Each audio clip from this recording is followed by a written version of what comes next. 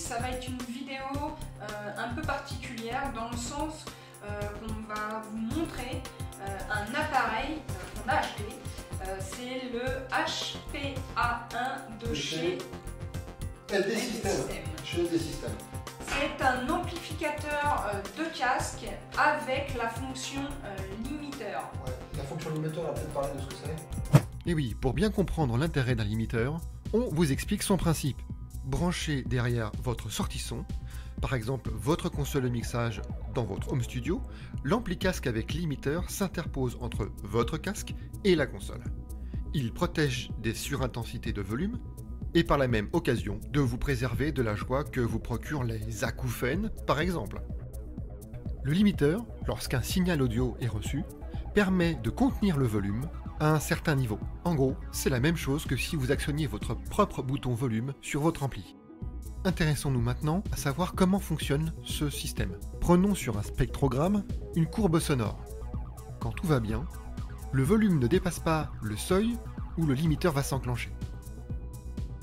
Lorsque le son augmente et atteint le seuil, voire même le dépasser, le son dépasse la zone de déclenchement, le limiteur rentre donc en fonction et commence à réduire le volume.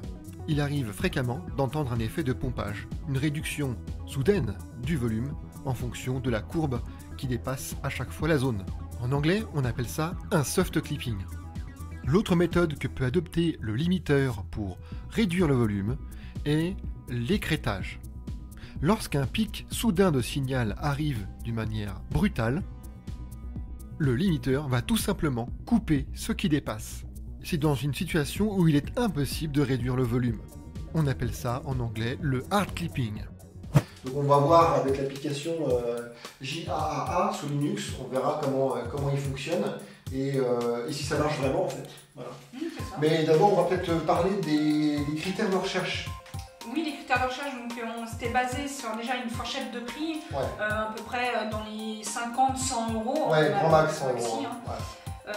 On voulait un appareil avec deux entrées, une entrée auxiliaire et des deux entrées XLR. Et deux entrées XLR, c'est-à-dire en fonction principale deux entrées XLR. Tout à fait. Et un jack stéréo pour l'entrée auxiliaire, ce qui veut dire qu'on pouvait avoir deux formats de sources différents.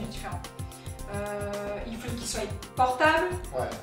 C'est pas trop lourd, parce que pour portable, avec soit sur secteur ou sur batterie.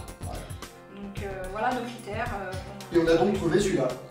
Mais on a écumé, c'est-à-dire qu'il y a eu plusieurs sites. Alors on a fait Woodbrass, Thomann, on a fait eBay, et AliExpress. On a trouvé un aussi sur AliExpress, vous allez voir, c'est sympa. On a été étonnés. Donc du coup on est tombé sur celui-ci qu'on a acheté sur Thomann. On a acheté sur Thomann dans les 70 balles. 70 euros à peu près. Mais du coup on en a fait quelques-uns.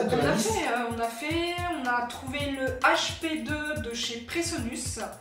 Malheureusement lui il n'avait pas la fonction limiteur et pas d'entrée auxiliaire et surtout c'était des câbles spécifiques dédiés aux constructeurs, donc c'était pas la peine, votre appareil il est abîmé, hop, faut arracher chez lui, donc c'est pas la peine. Nous ce qu'on voulait vraiment c'était un appareil complètement compatible, c'est un standard. XLR c'est du standard dans le milieu professionnel et le jack stéréo on peut le mettre sur un PC, sur un téléphone. Voilà, vraiment l'appareil standard. On a trouvé le Powerplay de chez Behringer, c'est à environ 45 euros, avec limiteur, mais sans entrée d'auxiliaire. Donc on l'a gardé, mis de côté. On a failli l'acheter mais on l'a mis de côté. Il y a eu son grand frère, le Behringer Power P2, à 36 euros, mais pas de limiteur. Donc c'est mort. C'est mort.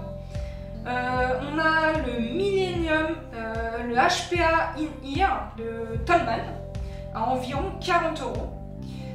Mais pareil, pas de limiteur, donc c'était mort. Il y a le AMPS In-Ear Monitor BP de chez Fisher. Alors là, je vous raconte pas le prix, c'est le double, c'est 180 euros. Avec limiteur, mais sans prise auxiliaire. Donc trop cher pour ce que c'est pour moi. Et AliExpress, on a trouvé... Oui, alors là, on l'a pas testé, hein. On vous prévient, on l'a pas testé. À 22, voire 24 €, le Muslady. Il n'y a même pas de modèle, tellement que c'est low cost. Il n'y a même pas de modèle, donc c'est la marque Muslady. Pas d'entrée, mais avec un limiteur. Mais avec un limiteur, donc dessus sur la description, il est marqué comme quoi ça coupait à un certain niveau de courant. Donc on a cru comprendre grâce à la traduction qu'il parlait de limiteur. Voilà. Et on n'est pas sûr. Et donc celui-ci. On a trouvé donc du coup celui-ci, le HPA, excusez-moi, chez LD System. LD System. On va voir ça tout de suite, on va le déballer d'abord. Le mode d'emploi, ça m'intéresse pas, ça m'intéresse. Ce qui nous intéresse, c'est ce boîtier. Donc qu'est-ce qu'on trouve sur l'appareil? Donc sur le devant de l'appareil, on a une sortie casque. Là, c'est le bouton volume on-off. Vous avez ici la balance droite-gauche, le bouton mono stéréo. La petite LED en bas, c'est la LED de la batterie.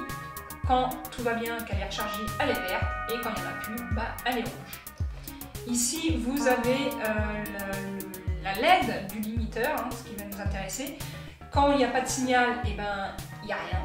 Quand il y a du signal et que tout va bien, elle est verte. Et quand le signal est dépassé et que le limiteur se met en route, elle devient orange. À l'arrière, on a deux sorties, donc droite et gauche. On a une sortie auxiliaire stéréo et on a ici la prise de 9 volts. En dessous, on a l'accroche de la ceinture qu'on peut préciser et bien voir ici qu'elle est en ferraille, elle n'est pas en plastique. Et on a ici le capot qui est facilement, on peut facilement l'ouvrir comparé aux autres appareils où il faut tout démonter. Et on a donc cette fameuse pile de 9 volts. Alors moi je vous conseillerais de mettre une pile de 9 volts au lithium parce que l'appareil est très gourmand.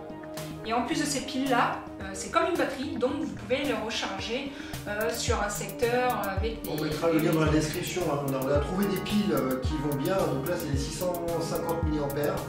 Ça veut dire qu'on peut durer facilement 1 à 2 soirs avec pendant plusieurs heures. Les piles alcalines et l'IMH, on a testé 4-5 heures et c'est plié. Donc là, ça, on la retient beaucoup plus. Et surtout, on peut la recharger sur port USB. Sur port USB. Donc on vous mettra aussi le lien dans la description de la vidéo. Parce que je pense que ça va te plaire.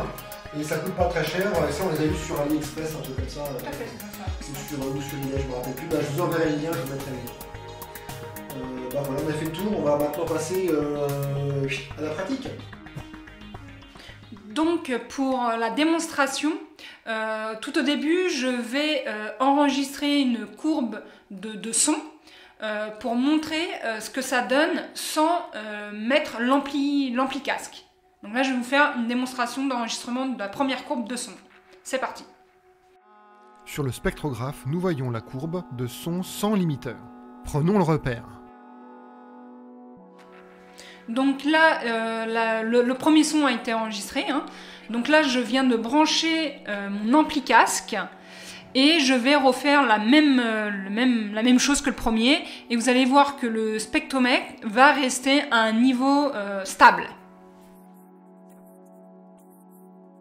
L'ampli passe à l'orange, le limiteur est en fonction et on s'aperçoit que la courbe reste en dessous de l'ancien repère. Notez l'effet de pont que donne la courbe. C'est le limiteur qui tente de maintenir le volume à un certain niveau. Voilà, on arrive à la fin. L'application qui est affichée sur en bas, c'est l'application JAA, donc c'est cette fameuse application qui est compatible Jack et ALSA et qui permet de voir effectivement, il y a un tas de fonctions, on ne le verra pas dans cette vidéo, mais elle est sympathique pour voir effectivement la courbe de l'audio. À savoir, une dernière précision, il y a d'autres types d'ampli casque qui se trouvent eux intégrés dans le casque directement. Par contre, ça coûte une blinde. Ah oui, dans les alentours, je crois, de 200-300 € de mémoire. Voilà, entre 150 et 300 € en tout cas pour les plus bas de gamme. Tout à fait. Et bon, après, en fonction du casque, donc on n'a pas forcément l'écoute qu'on veut, la sonorité qu'on veut. L'avantage de celui-ci, c'est que il est plutôt plat en termes de son, donc on peut brancher n'importe quel casque, ça fonctionne avec. Si ça tombe en panne, on a juste à changer l'ampli. L'ampli ou le casque s'il tombe en panne. Et voilà.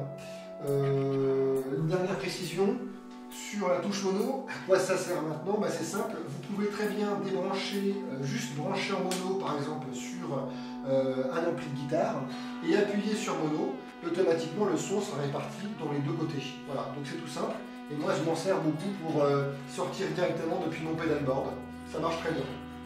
Voilà, on a fait le tour. On a fait le tour. J'espère que cette vidéo vous aura plu et que vous ferez plus attention maintenant à vos oreilles. Et on se dit à plus tard dans une prochaine vidéo. Voilà, et sortez couverts. Bye. Bye.